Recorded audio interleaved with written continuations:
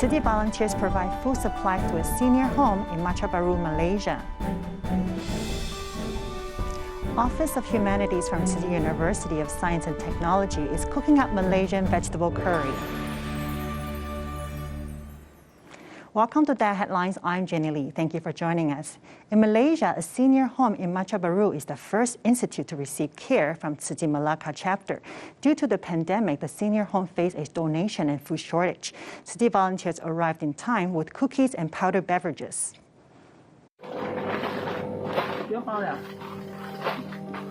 In the supermarket, volunteers purchase different powdered drinks and cookies, as these supplies will be sent to a Machap Baru senior home.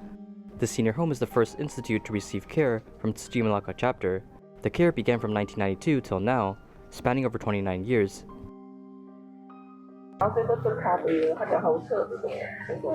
The pandemic has affected local donations, as supplies were cut in half for the senior home. Due to the MCO, the seniors here are at risk. Thus, volunteers are here to provide supplies. Because there are no red envelopes, they do not have extra money. If they have extra money but didn't save up, they cannot survive. The pandemic is scary, so I told the seniors to listen to me. I can find Tzu Chi sisters for help, asking them for food. And if we run out of food, at least there are cookies and drinks to help our seniors out.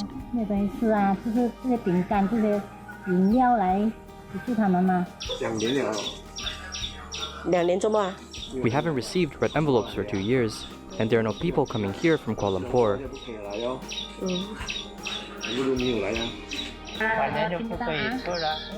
We cannot go out. We have to stay here. If we run out of cookies, we can't do anything about it. We still have to move on. If we have supplies, then we can share it. But right now, we do not have the ability to do so.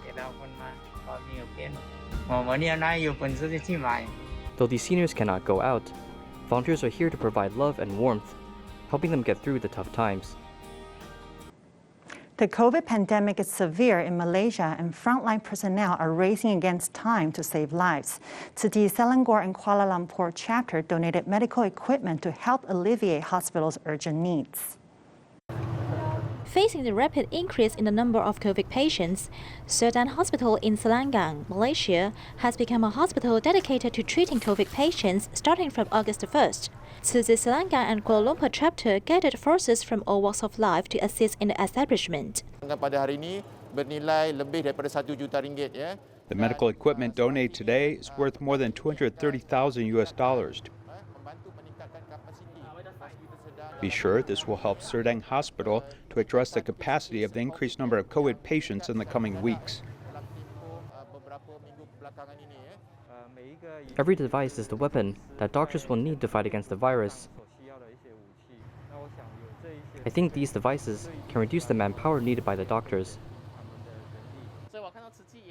Seeing that Tzu Chi has donated a lot of equipment, I also want to contribute my part, so I came to donate. At Putrajaya Hospital, medical supplies are also urgently needed. It is imperative for everyone to do well in epidemic prevention so as to avoid increasing burden on medical care. I call on everyone to comply with the SOP, even though you have received vaccination. I hope everyone is safe. In addition, the Xie Lihua Sports Complex, located in Kepong, also faced the problem of inputting COVID screening data. So the volunteers came with second-hand computers to help ease the problem. We have sent 7 computers for them to use. They need computers here. Whenever there is a need, the volunteers will be there to provide timely assistance so that the frontline staff will have no worries in fighting the virus. Malaysia continues to face another wave of a COVID outbreak, and hospitals are lacking medical supplies. Besides sending supplies and equipment to hospitals, Kerat Tzu Chi volunteers are using their social connections to gather support. It never occurred to me this would happen. Kedah is a farming area. The economy is not based on tourism. And now the pandemic has exploded, and we're top 3 in numbers of COVID patients in Malaysia. No matter if it's a public holiday or paid holiday, the medical staff continues to be on call. Today was a busy day because there are many confirmed patients right now in Pindang. With the increase in confirmed patients, Kedah has become the top 3 COVID-affected areas in Malaysia.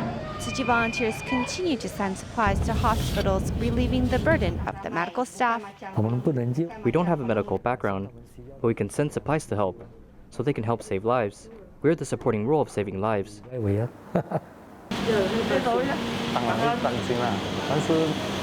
Of course, my family is worried for me, but if I don't do it, then who will? We're the Master's disciples, so we have the responsibility to carry out the mission fully. Besides supporting frontline healthcare workers, those Dharma family members who remain behind at home take to their social circle to gather donations. From 2 p.m. to 5 p.m., messages chimed in for donations. I was especially moved, since some of them might not have that much spare money, but they are still willing to donate something. The pandemic is so severe right now, and the medical needs are great. We are just doing what we can to help, and really it's the strength of friends who contribute. I couldn't have done this on my own. The power of love is even greater with the added technology, as society strives to be the support for frontline healthcare workers. The pandemic has disrupted learning for many students who do not have access to computers. Hsinchu Tzu Chi volunteer Liu Qiande often recycles second-hand computers at the recycling station. The 10 computers he and other volunteers had refurbished, and along with 100 laptops Tzu Chi Foundation purchased, would help students continue with online learning. Bring computers back from the recycling station. Liu Qiande carefully cleans and examines the device, as each second-hand computer can be used in the near future with a great purpose. After the pandemic, my daughter couldn't go to school. She has to join video calls for online classes. She told me some students can't attend class because they do not have computers. So we contacted them and helped them install computers. After the pandemic, many schools utilize online classrooms. Those students living in tribal regions do not have the means to access online learning. Therefore, volunteers are here to help them. He uses a phone for online class. By using a phone, the small screen is harmful for the eye.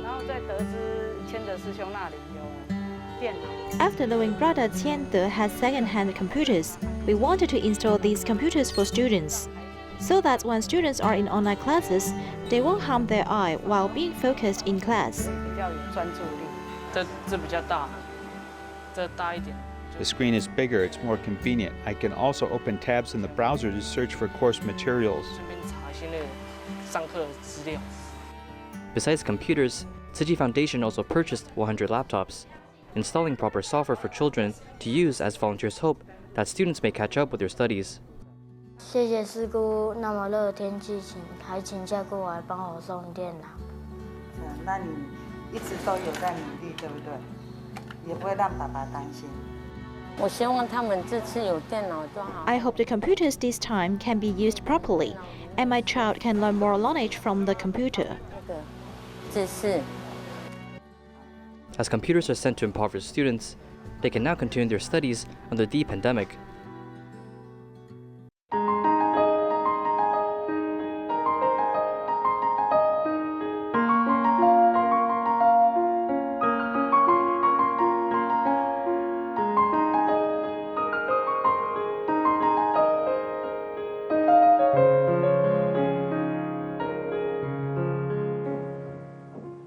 To promote vegetarianism, Xie Lihua, the director of Office of Humanities at Tzu Chi University of Science and Technology, demonstrated how to make Malaysian vegetarian curry.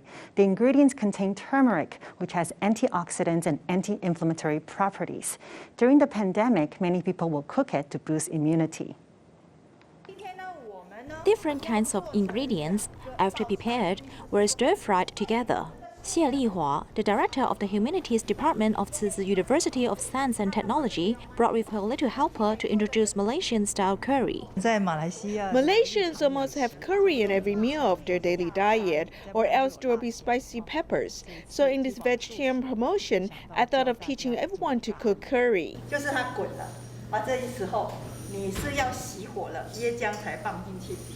Although the ready-to-eat food package was used, the cooking process was not sloppy. Overseas students can taste the familiar flavor, while others can try the foreign dish. Taiwanese curry is not spicy, while Malaysian curry is more fragrant. Still, I can cook it when I miss the taste of hometown. A lot of lemongrass was added, whereas in Taiwan, we just add a little, so that makes it a special taste. Moreover, one of the ingredients of curry is turmeric, which has antioxidant, immune-boosting, and anti-inflammatory effects. During the pandemic, some people treat it as a new food supplement for epidemic prevention. The fragrant vegetarian curry allows vegetarian food to have more flavor changes, which can be served with different staple foods, reducing food waste so that people can eat healthily and happily. Tzu Chi University organized an international food festival. In addition to promoting vegetarian food, students also took charge of filming and editing. Many students participated for the first time. The completed video will be uploaded onto the internet for sharing. Guys, what are we going to cook today? Soto Medan. Yeah, soto Medan. Through the lens, the students were teaching everyone how to cook traditional Indonesian food. So we just pour a little bit of Not only do students know how to cook, but they also take the shots of the film. I'll pay special attention to the lighting, and the image should not be too close or too far, and it should not be blurred. Because of the pandemic, many foreign students cannot go back their hometown. Therefore, Tzu Chi University organized an international food festival where students can share their hometown cuisine. From discussing and planning what to cook, to filming, editing, and finishing work, it is actually a chance for international students to develop the skill during the summer vacation. I'm more interested in editing because I can match my favorite songs into the film, and also I can choose more important or suitable clips.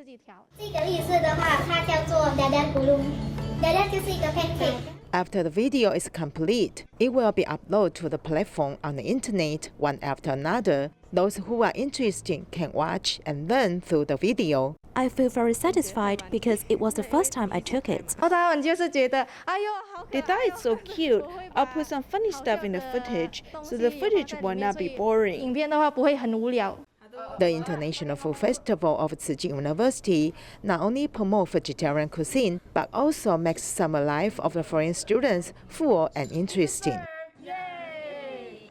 Kaohsiung Fengshan Tzu Chi volunteer Huang Cuiqing set up a recycling point at her home years ago. She did recycling while taking care of her mother. Even during the pandemic, the recycling point was still in operation, attracting many neighbors and friends to bring recyclables to her home. Tzu Chi volunteers would then pick up the recyclables every week.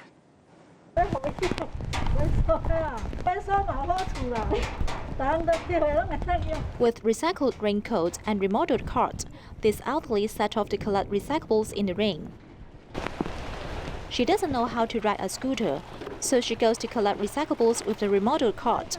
Many neighbors will also take the initiative to bring recyclables in front of her home. I already told him not to bring recyclables over during the epidemic prevention period, yet everyone is still willing to bring recyclables here. When he came, I asked him where would he take the recyclables to if he didn't bring them here. He said he would just throw them to the garbage truck. I said it's so pity, just bring them over and I will collect. Before the pandemic, although the recycling volume at her home was small, she still continued to do it. More than 10 years ago, the 70-year-old Huang Cuiqing took care of her elderly mother while doing recycling at home. Tzu Chi volunteers even helped her set up a shelter for keeping recyclables 7 years ago. At that time, she had to take care of her mother. She was very passionate to do recycling. She called on several Tzu Chi volunteers to set up a shelter for me, so I won't get wet when it rained. I was so touched.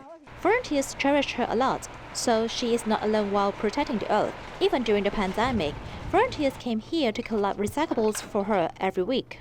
During the pandemic, I still came once a week. Although it's just a little thing, we still need to tidy up. Otherwise, it's unhygienic and the recyclables pile up. With the support of the volunteer team, Huang Cuiqing can clean the earth with her hands from time to time.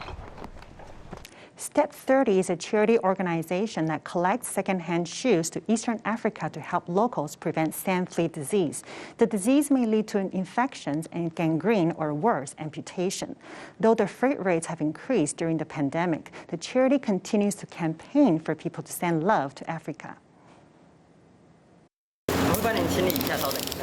In less than 30 minutes, 4 different groups of people came in to donate shoes at the Step 30 warehouse. I have a lot of shoes at home that aren't being worn. It's useless just sitting there, so I thought this was the perfect chance to donate it. This donation period opened from July 16th to August 16th, and donations have skyrocketed despite the COVID situation in Taiwan. One day, 5,000 boxes came in. However, the toughest part of carrying out this project is not seeking shoe donations. Ocean freight rates have increased about 70%, so carrying our projects, such as sending shoes to Africa, helping children with their foot disease, or even digging a water well for schools, have been difficult to carry out, especially now that there's a limit to how many people can gather. In East African countries, sand flea disease is still very rampant, with up to 60% of the population infected by it. After being bitten by the flea, the feet may turn black from gangrene. Due to their lack of resources for shoes, this disease continues. When the sand flea bites, it will burrow into the skin and leach nutrients from the skin tissue. Then the female flea lays eggs. During the process, if you scratch the wound introducing bacteria, the area is likely to become inflamed and infected. The worst case scenario, the result, is amputation or even death. This kind of disease is preventable with a good pair of durable closed-toe shoes. Thus, sandals, high heels, or plastic shoes are rejected. If it's not a fully enclosed shoe, then sand can still get on the feet. They lack water resources, so they won't be able to wash their feet often. Thus, shoes like sandals are not suited to protect their feet properly. As the pandemic continues, donations and manpower-wise remains problematic. However, this organization continues to send relief aid to Eastern Africa. Step 30 also has other initiatives such as health improvements, building water wells, and also teaching the locals to farm chicken and other agricultural crops for self-efficiency, in hopes they can turn their lives around. We can't stop doing things just because it is hard, because in this world, there are still people who continue to need help. Tide Power's Xie Lihua power plant intends to use reclaimed land to switch over 50% of power generation to natural gas, with the project expected to be completed by 2025. Both experts and environmental groups believe that Xie Lihua power plant should consider options with the lowest ecological impact, but Tide Power has other concerns. Here's more. April 2021, people filmed green sea turtles while diving in Waimusan, Geelong. Birdwatchers also photographed peregrine falcons appearing in the chimney of the Xie Lihua power plant. My current location is the Xie Lihua power plant in Waimusan, Geelong. Although I am wearing a mask and the sea breeze is blowing, I can still smell a little chemical smell in the air. We in Keelong have been neighbors with Xie Lihua power plant for more than 40 years, and we really look forward to its decommissioning. Later, they changed their mind and said they would transition the plant. We were shocked when they wanted to put forward this land reclamation project. In the future, it will go out from here, and it will become more than 500 meters. The western dike will be more than 500 meters, and then bend again. It seems to be more than 600 meters. This will be about 20 soccer fields. In order to meet the government's goal of increasing the proportion of natural gas power generation to 50% of the overall power generation by 2025, the Xie Lihua power plant will no longer burn oil, but instead use natural gas for power generation. For this reason, plans to do sea reclamation to build a 4th natural gas receiving station, which is still under environmental impact assessment. In 2015, there was a documentary called The Eagle Wants to Fly. The origin of this film was in Waimusan. From last year, we were here and found out that the number 87 black-kite nest had good breeding conditions, but breeding did not succeed. Peregrine falcons are now breeding in the chimneys of Xie Lihua power plant. According to the latest pictures taken by the Geelong Wild Bird Society, in the middle chimney of the Xie Lihua power plant, there were peregrine falcons taking turns looking after young in the incubation period. Unfortunately, the young birds were not observed leaving the nest later. From the first environmental impact assessment and some ecological surveys, they have not included the peregrine falcon. No bird's nest was found on the chimney. One very important reason is that the flue gas temperature is as high as 100 degrees. I believe that birds shouldn't like to build nests in such an environment. Reclamation of land will require 3.5 million cubic meters of earth and stone deposited in the sea, which will have great impact on coral ecology and fishery development. Originally, the coast was here. Then you made this land reclamation and fill it out. This side is the pier, and after filling it in, this side will become a pool of dead water. This is because the water will not flow, and it is all blocked, so the sand will cover this area as it will pile up here. This is the only beach in Keelung, Waimushan Beach. At that time, I told Thai Power about the turtles. The water here will turn stagnant. The United Nations has called for an ecological restoration decade from 2021 to 2030. In this decade, we must try our best to save any ecological environment that has been damaged by humans. If the current fishery resources have declined, and we don't do anything to rescue the remaining natural habitat, I really don't know what we are doing. In fact, according to Thai Power's plan, the Xie Lihua power plant will start using natural gas for power generation in 2027, but the reclamation project will not be complete until 2032. The floating receiving station will be used in the middle of 5 years. Since Thai Power can use floating receiving station in the first few years, why not consider using floating receiving stations throughout the entire project? Time can accelerate the energy transition. Secondly, the cost is half of the original cost. Thirdly, it can also reduce the impact on local traffic. The fourth and most important thing is that it will have a very little impact on ecology. However, Thai Power believes that although there are 25 countries in the world that have successfully built floating natural gas receiving stations, they're all located in waters such as the Mediterranean or South America without typhoons or equatorial windless zones. Taiwan's climate conditions are not consistent and not suitable for this. The floating receiving station is actually a ship. According to Taiwan's port management regulations, it must sail up the port to avoid wind during the typhoon period. Therefore, during each typhoon period, the Xie Lihua power plant may have to depart for 7 days. Because the natural gas supply is interrupted, there's no way to generate electricity. If we started from the new Taipei city, we must make a very long gas pipeline.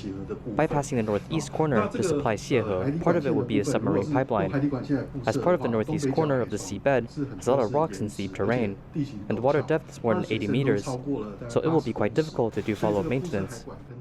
Oceanographers are worried that it's difficult to estimate accurately the changes in water flow caused by large-scale reclamation projects. We admit that doing this project cannot avoid impacting the environment, but if you modify it, is it possible to minimize the impact on the environment? If so, it can proceed, which is a win-win situation. If we build it now, we will lose the pristine coast that future generations can see in the future. Whether this project will be a win-win situation or an environmental disaster, the future of Waimushan coast is full of many uncertainties. Children volunteers from Jingsi Bookstore in Taipei Tzu Chi Hospital show their appreciation for medical staff with their drawings and gifts from Master Zheng Yan. Here are the images. Thank you for watching. Goodbye.